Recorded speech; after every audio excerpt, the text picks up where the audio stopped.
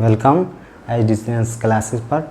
मैं अजहर साबरी और आइए आज हम देखते हैं चाइल्ड पेडागोगी के एक नए वीडियो के साथ। इसमें आज हम लोग बुद्धि से संबंधित अवधारणाओं को और उनसे रिलेटेड क्वेश्चंस को देखेंगे।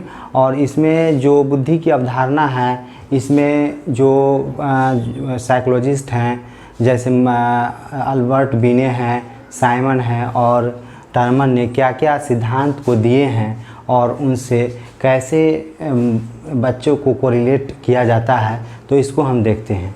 तो आइए इसमें बुद्धि की अवधारणा को सबसे पहले हम देखेंगे। तो बुद्धि की अवधारणा एवं बुद्धि लब्धि जिसे हम आईक्यू भी शॉर्ट में कहते हैं। आईक्यू का फुल फॉर्म यहाँ पर है इंटेलिजेंस कोशेंट, और इसके पहले बुद्धि की अवधारणा जिसे हम इंग्लिश में एक्रेडिटेशन ऑफ इंटेलिजेंस एंड बुद्धि लब्धि को इंटेलिजेंस कोशेंट कहते हैं। तो इसमें हम देखते हैं कि इसका सबसे पहले हम ऐतिहासिक संदर्भ को जानेंगे। ऐतिहासिक संदर्भ में इसके बारे में क्या कहा गया है कि 19वीं शताब्दी के अंत से बुद्धि परीक्षणों के द्वारा बुद्धि को मापने की शुरुआत हो गई थी। वे 19वीं शताब्दी से ही बुद्धि परीक्षणों को मापा जाना शुरू हो गया था। तो इसमें सबसे पहले बुद्धि परीक्षण पर जो कार्य किया गया था, ये कार्य यूरोप जैसे देशों में और अमेरिका में शुरू हो गया था। तो इसमें 1905 ईस्वी में पहला व्यक्ति बुद्धि परीक्षण जो किया गया था, इंडिविजुअल इंटेलिजेंस टेस्ट जिसे हम कहते हैं इंग्लिश में, ये फ्रांस के वैज्ञानिक एल्फर्ड बीने और उनके एक साथ में काम करने वाले मनोवैज्ञानिक साइमन थे, जो दोनों मिलकर के बुद्धि के बारे में निष्कर्ष निकाला। और उन्होंने क्या क्या बताए, तो उन्होंने बताया कि इन परीक्षणों का उपयोग यह सिद्ध करने में किया जाने लगा कि कुछ विशेष समुदाय व वर्ण से आए बच्चे जन्म से कम बुद्धि वाले होते हैं। जैसे जो बच्चे वैसे क्षेत्रों से होते हैं जिसमें बुद्धि का विकास बहुत कम होता है, वैसे जो पिछड़े वर्ग से आते हैं या उनका आर्थिक स्थिति कमज़ोर होता है या उनके आर्थिक स्थिति उन बच्चों के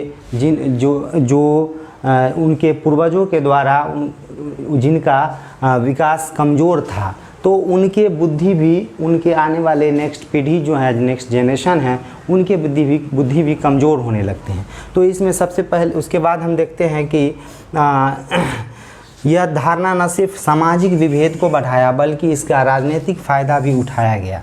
बुद्धि से सामाजिक विभेद भी शुरू होने लगा, क्योंकि इसमें बोला गया कि जो आर्थिक और पिछड़े वर्ग से जो बच्चे आते हैं, उनका जो बुद्धि है वे कम मंद बुद्धि माना गया। तो इसमें क्या है कि एक सामाजिक विभेद उत्पन्न होने लगा कि नहीं, ऐसा नहीं है।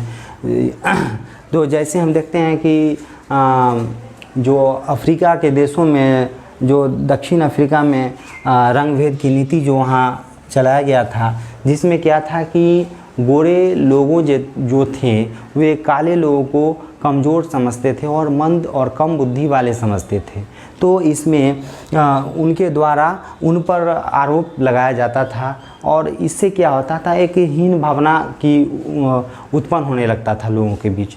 तो जैसे कि हम जानते भी हैं कि वहाँ पर दक्षिण अफ्रीका में जो रंग भेद की नीति थी, उसमें नेल्सन मंडेला बहुत ही अच्छे ढंग से इस पर एक सामाजिक कार्यकर्ता थे और इसके खिलाफ उन्होंने अपने देश में बहुत लड़ाई लड़े और इसमें जो हीन भावना के शिकार जो काले गोरे लोगों के द्वारा हो जाते थे, उनके विभेद के अंतर को उन्होंने बहुत हद तक सुधार लाया और वहाँ पर उन्होंने बहुत ही अच्छे सामाजिक कार्य के रूप में अपना योगदान दिए थे।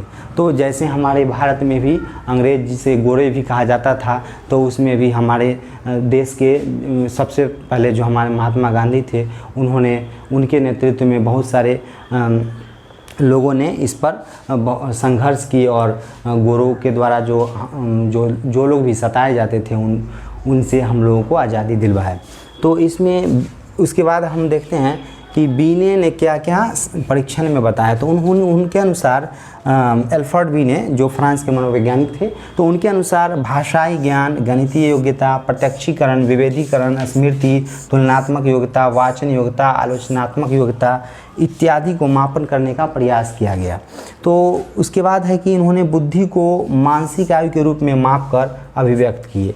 तो बीने का जो मेन फोकस था वह बच्चों के मानसिक आयु को ही सिर्फ मापा जाता था, लेकिन जब टर्मन आए तो टर्मन ने उनमें कुछ संशोधित किए। उसमें बीने के जो परीक्षण थे उसमें कुछ संशोधित करते हुए उन्होंने बुद्धि को मापने में मानसिक आयु की जगह बुद्धि लब्धि, जिसे हम IQ कहते हैं, जैसे IQ के बारे में हम समझ सकते हैं कि कोई कम उम्र के बच्चे और ज़्यादा तेज़ हो जाते हैं दूसरे अन्य बच्चों की तुलना में, तो हम कहते हैं कि इस बच्चे का IQ बहुत अच्छा है, बहुत तेज़ है।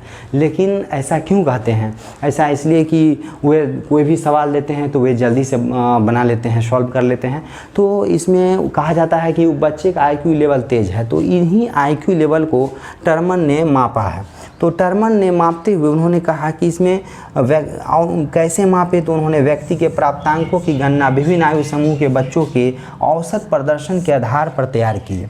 तो कैसे तैयार किए, तो इसको हम एक प्रश्न के साथ समझेंगे कि कैसे उन्होंने IQ को डेवलप किए और कैसे आयु 15 वर्ष है, यदि उसकी मानसिक आयु 18 वर्ष हो तो आप उसकी बुद्धि लब्धि IQ क्या होगी।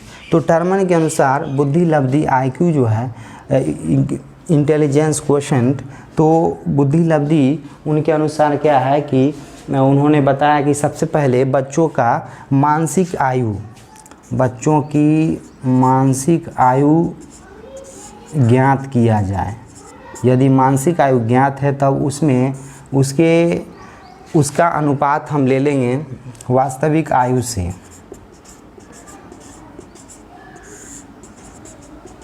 वास्तविक आयु से हम उसमें डिवाइड करके और उसको 100 से हम मल्टीप्लाई कर देंगे। तो इसमें क्या होगा कि हमारा बुद्धि लब्धि को निकाला जा सकता है। इस सूत्र को उन्होंने डेवलप किया।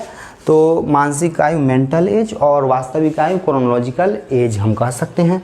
तो इसको हम कभी कभी क्या होता है कि हमें याद नहीं रह पाता है, तो इसको याद करने के लिए क्या करेंगे कि हमारा जो मानसिक IQ निकालने का जो तरीका है उसमें हम जानेंगे कि जैसे हमारा दिमाग से रिलेटेड है, तो दिमाग से मानसिक है तो मानसिक आयु को ऊपर लिखेंगे और हमारा दिमाग भी ऊपर है, और वास्तविक आयु जो हमारा पूरा एज है। तो जैसे यहाँ पर सवाल है कि एक बच्चे का जो उम्र है, आयु है ये 15 वर्ष, तो यहाँ पर बच्चे का जो 15 वर्ष आयु है ये वास्तविक आयु है, और उसका मानसिक आयु 18 वर्ष है। तो उसका IQ लेवल क्या होगा, बुद्धि लब्धि क्या होगा। तो मानसिक आयु उसका 18 वर्ष होगा, तो 18 वर्ष बाई यहाँ पर उसका वास्तविक आयु, तो वास्तविक आयु 15 वर्ष गुने 100। तो इसको हम मल्टीप्लाई करके निकाल सकते हैं। 5 × 15, 5 दूनी 10, 3 छक 18, 6 दूना 12, 120। तो यहाँ पर बच्चे का IQ 120 निकल गया। तो इस तरीक़ा से प्रश्न भी पूछे जाते हैं कि यहाँ पर प्रश्न दे दिए जाएंगे और इन प्रश्न को 4 ऑप्शन की सहायता से दिया जाएगा। जैसे ये प्रश्न रहेगा और ऑप्शन में आपका एक 60 दे देगा, 2 में 80 दे देगा, 3 में 120 और 4 में नन ऑफ दीज। तो इसमें आपको बताया जाएगा कि कौन सा सही है। तो हमारा 120 सही है, तो इसको हम टिक आउट करके या गोल पॉइंट कर लेंगे। तो आज ये इससे संबंधित एग्ज़ामों में प्रश्न पूछे गए, जैसे बिहार TET के एग्ज़ाम 2011 में भी ये प्रश्न इस तरीके के प्रश्न पूछे गए थे, और अन्य शिक्षक भर्ती परीक्षाओं में भी ये प्रश्न इनसे संबंधित प्रश्न पूछे जाते हैं। तो इनको हम एक बार देख लेंगे और इससे रिलेटेड प्रश्नों को हम क्वेश्चन बैंक की सहायता से बना लेंगे। तो आज ये हमारा IQ से संबंधित वीडियो था। इसके साथ अलावा इसके बाद हम एक चाइल्ड पेडागोजी के नए वीडियोस के साथ हम आएंगे फिर। तो आज वीडियो देखने के लिए ये वीडियो ज़रूर देखें, और वीडियो देखने के लिए धन्यवाद आपका। Thank you. फिर नेक्स्ट वीडियो में मिलते हैं।